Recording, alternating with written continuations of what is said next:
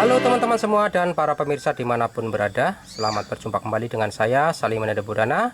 Salam otomotif untuk kita semua. Teman-teman, hari ini saya akan bahas sistem lampu penerangan. Sistem lampu penerangan ada yang ngambil dari arus AC atau dari spool.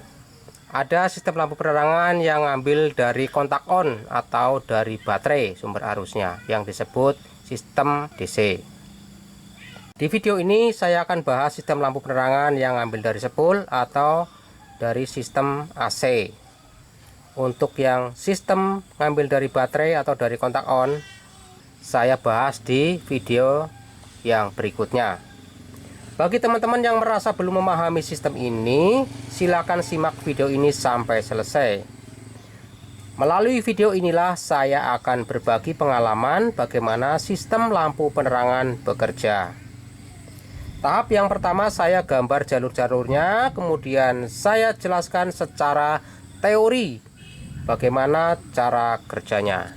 Di sini udah saya siapkan papan untuk menggambar ya, teman-teman. Jadi nanti saya gambar di sini. Tahap kedua, praktek merangkai kabel secara nyata. Di depan saya sudah ada kabel-kabel. Ini kabel-kabel bekas ya, teman-teman. Jadi nanti saya pilih-pilih. Tahap yang ketiga yaitu uji coba atau tes rangkaian kabel yang sudah kita buat. Nah, itulah 3 tahapan materi yang akan dibahas pada kesempatan video ini. Khusus untuk teman-teman yang mau belajar ya. Bagi teman-teman yang tidak mau belajar, silahkan nikmati hidup ini dan bersenang-senanglah. Saya gambar dulu ya teman-teman, baru nanti dibahas lagi. Nah, ini teman-teman gambarnya udah jadi. Proses menggambarnya tadi nggak saya videokan ya karena durasinya jadi panjang banget. Lampu penerangan di sini ada beberapa bohlam yang nyala. Ada kiprok. Semuanya butuh massa bodi atau arus negatif. Massa bodi kiprok terkoneksi juga dengan massa bodi lampu belakang, terkoneksi juga dengan massa bodi lampu speedometer, terkoneksi juga dengan massa bodi lampu senja, terkoneksi juga dengan massa bodi lampu utama, terkoneksi dengan lampu indikator juga. Jadi semua massa bodinya ini nyambung jadi satu, muara akhirnya dibautkan di batangan sepeda motornya. Ini adalah sepeda motor sistem hal wave, karena di spool ini ada massa bodinya, ada groundnya. Kalau sepeda motor hal wave cocoknya memang model seperti ini sistem lampu penerangannya. Jangan ngambil dari baterai. Kalau ngambil dari baterai atau sistem lampu penerangan DC itu bisa tekor baterainya. Cocoknya seperti ini aja. Kalau sistem full wave baru cocok yang ngambil dari baterai. Gitu ya teman-teman. Motor Suzuki, Yamaha, Kawasaki, Honda sama saja. Seperti ini juga modelnya kayak gini juga. Yang membedakan hanya warna-warna kabelnya sama bentuk-bentuk spool, bentuk-bentuk kiprok kayak gitu, bentuknya beda-beda tapi fungsinya sama, maksudnya kayak gitu ya. Kenapa kok kabelnya harus beda-beda? Suzuki sama Yamaha, Yamaha sama Honda, kode warna kabelnya yang dimaksud. Kalau disamakan nanti kesannya meniru atau mungkin melanggar hak cipta ya. Karena kode warna Honda ditiru sama Yamaha nanti melanggar hak cipta. Enggak apa-apa juga ya, beda-beda. Kan bisa dipelajari juga. Ini kebetulan ini kode warna Honda yang saya terapkan di sini. Ini adanya bekas Honda nih. Jadi saya sesuaikan dengan warna kabel yang saya punya. Dari spool tuh biasanya ada 2 kabel ya, teman-teman. Kabel warna kuning sama warna putih. Kalau warna putih untuk pengisian, Di sini cuman membahas tentang sistem lampu penerangan ya teman-teman. Berarti saya nggak gambar kabel warna putihnya yang ke aki karena nggak bahas itu. Saya gambar satu aja yang dibutuhkan di lampu penerangan aja. Kabel warna kuning dari spool, arusnya AC. Dari spool ke sini dicabang ke kiprok. Kiprok tugasnya hanya menahan arus. Berapapun hasil arus dari spool akan ditahan oleh regulator, akan distabilkan. Jadi tidak akan merusak bohlam. Bohlam tidak akan putus karena akan ditahan oleh regulator.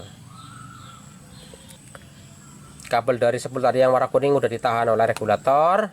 Ini diarahkan menuju ke saklar untuk menghidupkan lampu. Yang dimaksud ini teman-teman. Ini yang dimaksud ini. Kalau di gambarnya ini kan bisa ada 3 titik ya. Geser pertama, geser kedua, ya sama. Ini juga geser pertama, geser kedua, kayak gitu. Ini sama gambarnya kayak gitu juga. Apabila digeser pertama jeglek kayak gitu ya. Ini digeser pertama jeglek, berarti kabel warna kuning ini nyambung dengan kabel warna ini yang ke sini. Warna apa nih? Warna coklat.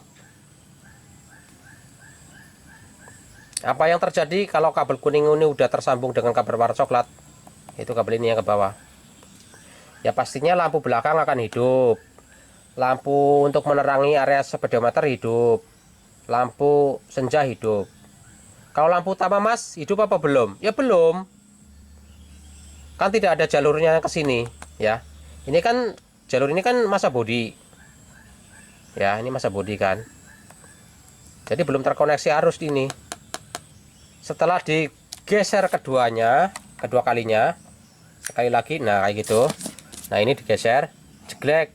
Nah barulah ini tersambung, ini juga tersambung. Jadi ini tersambung semua udah.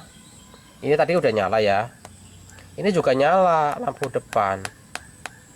Nyalanya jarak jauh apa jarak dekat Mas? Ya tergantung di sini. Ini tombolnya lagi di jarak jauh atau jarak dekat? Kalau lagi di jarak dekat ya berarti dekat yang hidup. Kalau lagi di jarak jauh ya berarti jarak jauh yang hidup kan kayak gitu. Maksudnya ini loh teman-teman, tombol ini. Nah ini.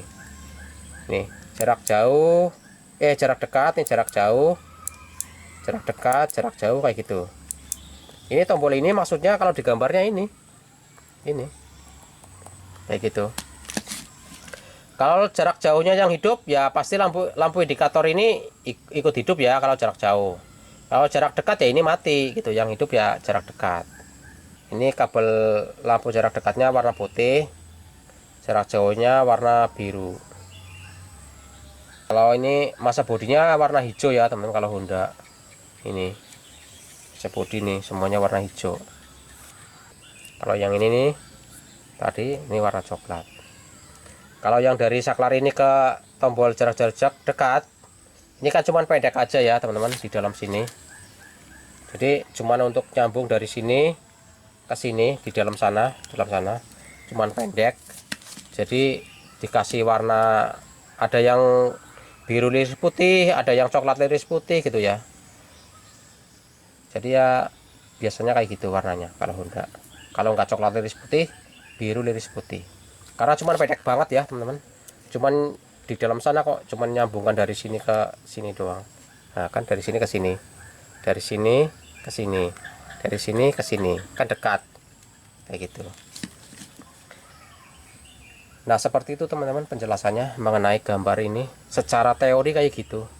Jadi nanti kita praktekkan juga ya. Kita rangkai kabelnya, kita rangkai sesuai dengan gambar, sesuai dengan warna-warna kabelnya juga yang sudah tertera di sini gitu ya. Oke, kita rancang rangkaiannya dulu. Saya pilih-pilih dulu kabelnya, nanti baru dibahas lagi. Nah inilah teman-teman rangkaian kabelnya sudah saya buat. Ini baru jalur positifnya dulu. Untuk masa bodinya belum saya pasang, belum saya terapkan.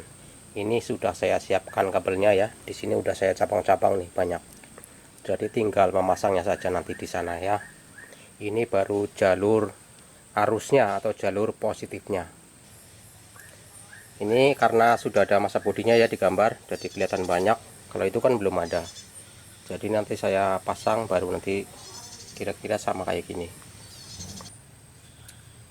Spool dan magnet yang terdapat pada sepeda motor adalah sebagai pembangkit listriknya. Di bagian inilah awal mula arus listrik tercipta. Arus listrik AC atau arus bolak-balik yang dihasilkannya dialirkan melalui dua kabel, yaitu kabel warna putih dan kabel warna kuning, dengan jurusan yang berbeda tentunya. Kabel warna putih dialirkan menuju ke regulator atau ke kiprok. Arusnya akan dirubah menjadi DC. Setelah arusnya sudah menjadi DC, akan dikeluarkan lagi oleh kiprok melalui kabel warna merah. Kabel warna merah inilah yang tujuannya nanti ke baterai untuk pengisian. Seperti itu ya teman-teman, penjelasannya sampai di sini dulu. Kemudian yang kuning, arus dari spool masuk ke regulator, maksudnya adalah ditahan, hanya ditahan, tidak dirubah ya teman-teman. Kalau yang putih kan dirubah tadi, kalau yang kuning hanya ditahan. Kenapa ditahan? Debit arus yang begitu kencang dari spool atau yang dihasilkan spool tidak akan merusak bohlam karena ditahan oleh regulator atau dihambat gitu ya teman-teman. Jadi tidak akan merusak bohlam. Kabel kuning yang sudah dicabang di sini ke regulator, cabangnya masuk ke saklar untuk menghidupkan lampu. Saklar ini ya teman-teman yang dimaksud.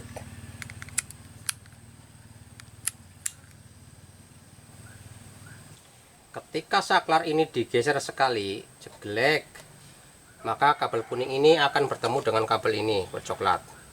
Ini bertemu apabila digeser sekali ya teman-teman. Ini belum ketemu ya, belum tersambung yang ini. Baru dua ini. Yang terjadi adalah arus dari kabel kuning ini akan mengalir ke coklat. Kemudian lampu belakang akan hidup. Jalurnya ke sini. Lampu yang ada di speedometer untuk menerangi area speedometer juga sudah hidup. Ini dua-duanya udah hidup. Kemudian arahnya ke depan. Ini lampu kota atau lampu senja ini juga hidup. Untuk lampu depannya, lampu utamanya belum ya teman-teman, sama lampu indikatornya belum. Ketika nanti digeser sekali lagi, jeglek kedua kalinya, maka kabel kuning ini sudah tersambung dengan coklat liris putih atau biru liris putih. Jadi ketiganya ini kesambung. Ini. Setelah sudah tersambung semua ketiganya ini, karena sudah digeser dua kali, maka arus dari kabel kuning ini sudah mengalir ke coklat dan juga ke arah kabel ini, sehingga masuklah ke tombol jarak jauh jarak dekat.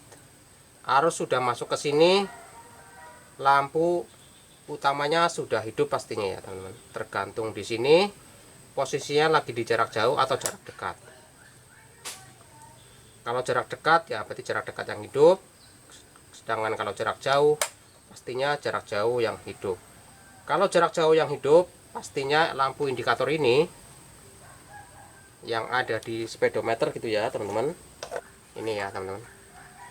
Lampu ini ikut hidup, yaitu ini. Kalau jarak jauh ya. Ketika dipindah ke jarak dekat, lampu ini mati. Jarak jauhnya juga mati, yang hidup jarak dekatnya. Kalau ada teman-teman yang bertanya mengenai lampu depannya ada 2 mata bohlam. Bagaimana Mas kalau 2 mata bohlam kayak gini, sedangkan di video itu kan cuma 1 seperti ini. Nah kalau 2 gimana? Ya mudah sih teman-teman, kalau 2 tinggal di cabang 1 lagi kayak gini, tempat bohlamnya di sana udah beres. Di paralel kayak gini ya teman-teman. Jadi tempat bohlamnya ada 2. Ini tambahnya kan di paralel ke sini, putih sama putih, biru sama biru, hijau sama hijau. Dibuat 2 kayak gitu ya teman-teman. Kalau sepeda motor teman-teman ada 2 mata bohlamnya. Kalau cuma 1 ya seperti ini ya, kayak gitu aja ya. Kalau ada teman-teman yang bertanya, motor zaman sekarang itu kan nggak ada tombol untuk menghidupkan lampu Mas, dia langsung hidup lampunya. Sepeda motornya hidup ya lampunya langsung hidup. Nah di sini teman-teman, saklar ini nggak ada ya kan. Begitu sepeda motor hidup, lampu langsung menyala. Tinggal memainkan jarak jauh jarak pendek saja.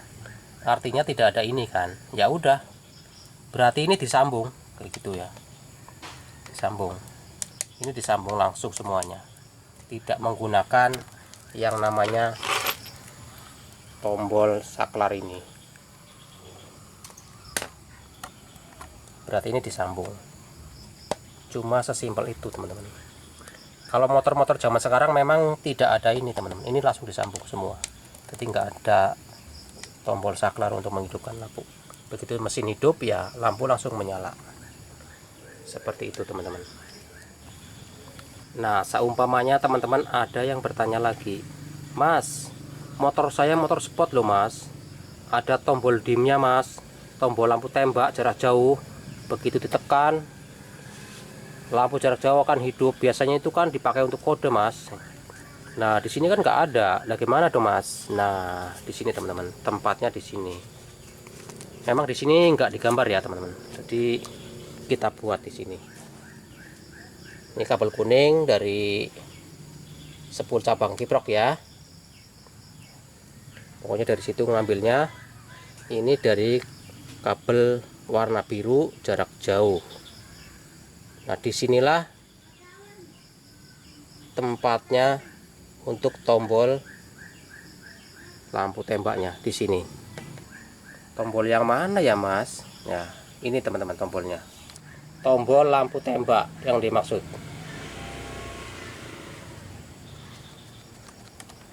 Setelah sudah panjang lebar saya menjelaskannya, sekarang saya akan pasang kabel untuk massa bodinya atau arus negatif.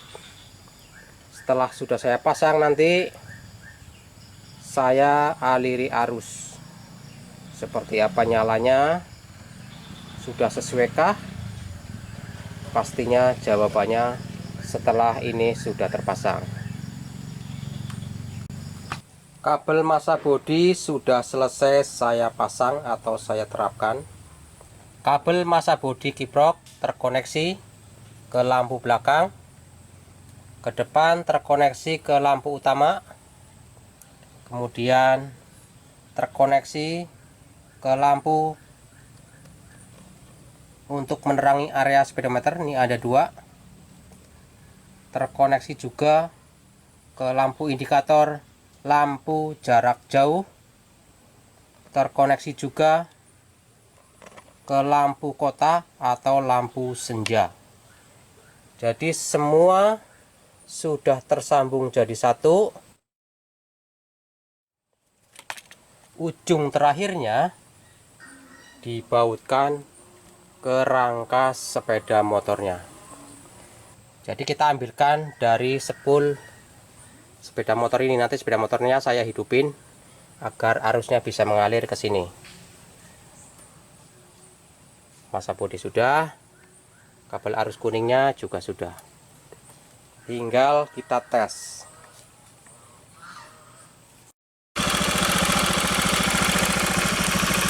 Nah ini teman-teman,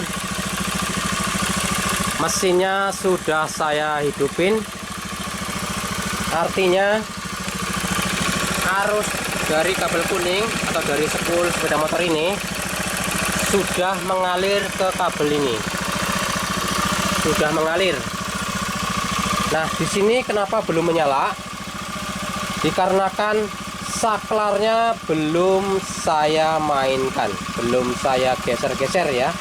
Jadi perlu digeser dulu agar arus bisa menyalakan lampu, yaitu di sini. Ini adalah saklar ceritanya ya teman-teman. Saklar ini ya teman-teman. Kita dorong sekali ya teman-teman. Jeglek. Seperti itu teman-teman. Jadi artinya ini coklat dengan kuning ini menyambung gitu ya teman-teman. Yang terjadi adalah lampu belakang hidup. Kedua lampu yang menerangi area speedometer sudah hidup. Lampu senja hidup.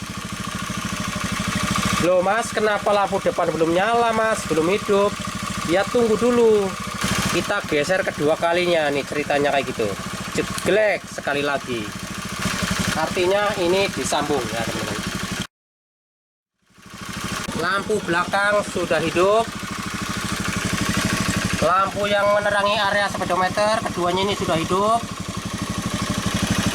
Lampu senja hidup. Lampu utama hidup. Ini jarak jauh ya teman-teman. Kenapa jarak jauh? Ya ini terlihat ini nyala. Sekarang kita ke jarak pendek. Ini nanti akan mati. Kita ke jarak pendek. Nah, ketika ini jarak pendek, maka ini lampu indikatornya mati. Ketika ke jarak jauh lagi, nanti akan menyala. Nah, kayak gitu ya teman-teman.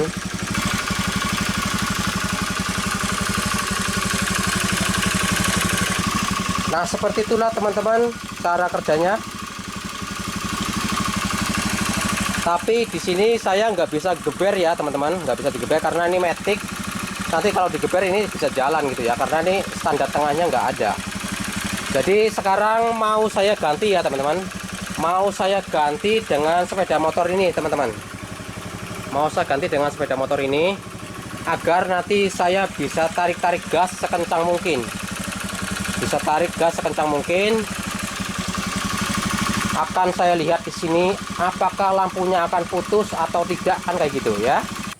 Saya ngambil arus dari sini, yaitu dari spool ya, sama seperti tadi. Kita ambil kabel warna kuningnya dan masa bodinya di sini sudah saya bautkan di rangka sepeda motornya. Saya bautkan di sini.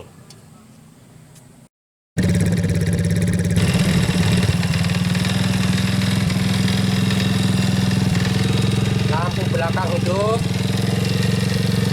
lampu depan hidup, lampu kota hidup, lampu untuk menerangi area speedometer hidup, lampu indikator, lampu jarak jauh hidup. Karena ini sedang posisi jarak jauh. Kalau kita posisikan ke jarak dekat, pastinya ini akan mati. Nah, itu di posisi jarak dekat. Saya posisikan lagi ke jarak jauh. Iya, hidup lagi ya teman-teman, ini indikatornya. Sana ke jarak jauh. Kita jarak pendek lagi. Jarak jauh lagi, jarak pendek lagi, jarak jauh lagi. Nah, seperti itu tuh teman-teman cara mainnya.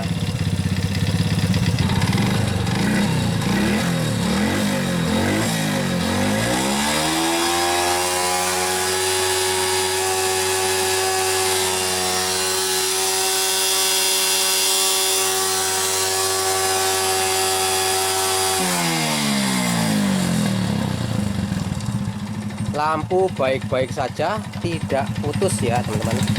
Artinya peran kiprok di sini normal, tidak ada masalah. Oke teman-teman, seperti itu cara kerjanya ya teman-teman.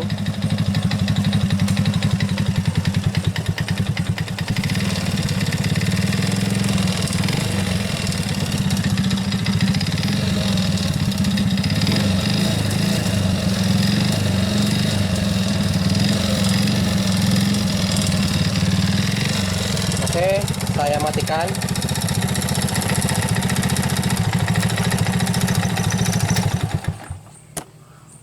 Cukup sampai di sini dulu ya percobaannya. Nah, demikianlah teman-teman. Mudah-mudahan apa yang sudah saya sampaikan melalui video saya ini dapat bermanfaat untuk teman-teman semua. Terima kasih. Sampai jumpa di video saya berikutnya.